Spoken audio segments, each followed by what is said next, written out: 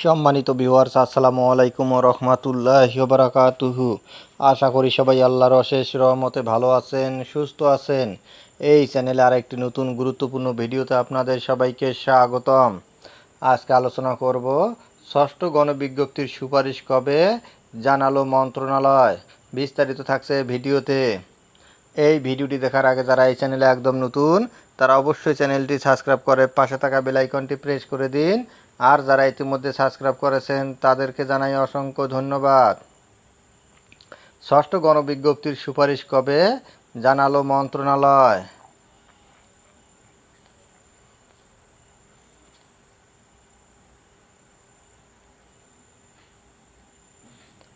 বেসরকারি শিক্ষা প্রতিষ্ঠানে শিক্ষক নিয়োগের ষষ্ঠ গণবিজ্ঞপ্তির সুপারিশ চলতি সপ্তাহে হতে পারে বলে জানিয়েছে শিক্ষা মন্ত্রণালয়। আগামীকাল বুধবার অথবা আগামী বৃহস্পতিবার ফলাফল প্রকাশের সম্ভাবনা রয়েছে।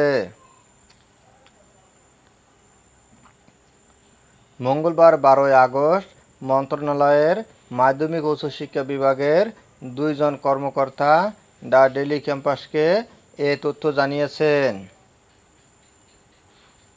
নাম অপ্রকাশিত রাখার শর্তে এক কর্মকর্তা বলেন, ষষ্ঠ গণবিজ্ঞপ্তির সুপারিশ আজ মঙ্গলবার করার কথা ছিল, তবে কোনো কারণে সেটি তারা করতে পারেনি। আশা করছি চলতি সপ্তাহের মধ্যেই শিক্ষক নিয়োগের সুপারিশ করা হবে।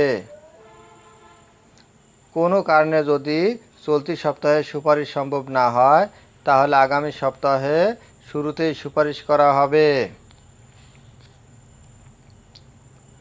এর আগে গতকাল সোমবার বেসরকারি শিক্ষক নিবন্ধন ও প্রত্যয়ন কর্তৃপক্ষের NTRCA chairman Aminul Islam the Daily ক্যাম্পাসকে বলেছিলেন, ষষ্ঠ গণবিজ্ঞপ্তির সুপারিশ কবে করা হবে সেটি টেলিটক এখনও আমাদের জানায়নি।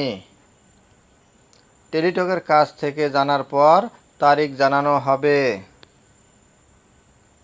গত 16 জুন লক্ষাধিক শিক্ষক নিয়োগের ষষ্ঠ গণবিজ্ঞপ্তি প্রকাশ করে এনটিআরসিএ। এই গণবিজ্ঞপ্তিতে আবেদন গ্রহণ শুরু হয় গত 22 জুন, যা চলে 10 জুলাই রাত 12টা পর্যন্ত। আবেদন ফি জমা দেওয়ার শেষ সময় নির্ধারণ করা ছিল 13 জুলাই রাত 11টা 59 পর্যন্ত। এনটিআরসিএ সূত্রে জানা গেছে, এ গণবিজ্ঞপ্তিতে 57,000-এর বেশি প্রার্থী আবেদন করেছেন। অথচ প্রকাশিত বিজ্ঞপ্তি অনুযায়ী দেশের বিভিন্ন এমপিভুক্ত শিক্ষা প্রতিষ্ঠানে মোট 1,822টি শূন্য পদে শিক্ষক নিয়োগ দেওয়া হবে।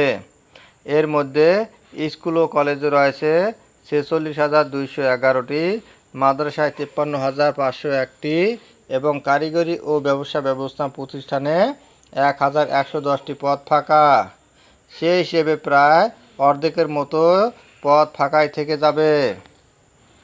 ধন্যবাদ জানিয়ে বিদায় নেওয়ার আগে আবার অনুরোধ জানাই, যদি ভিডিওটি ভালো লাগে এবং সর্বশেষ শিক্ষামূলক আপডেট ভিডিও পেতে চান তাহলে অবশ্যই চ্যানেলটি সাবস্ক্রাইব করুন।